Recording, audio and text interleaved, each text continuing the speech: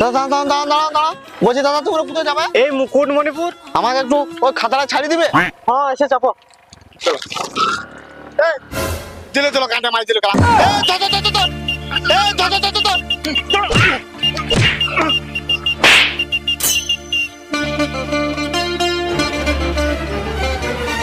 তুমি এই ব্যাগটা ওদের কাছ থেকে উদ্ধার করে বিরাট বড় উপকার করলে। এই স্বার্থপর চোর চন্ডাল ভরা দুনিয়ায় তোমার মতো ভালো মানুষ আজও বাঁচে আছে, এটা তোমাকে দেখে আমার ভালো লাগে। তুমি জানো এই কার মধ্যে কত টাকা আছে? বন্ধু এটা 500 টাকা বা 5000, এটা লিখে কোনো আমার মতলব নাই। তোমার ব্যাগটা আমার দায়িত্ব, তোমাকে ফেরত দিয়া। মানুষে তো মানুষের উপকার করে বন্ধু।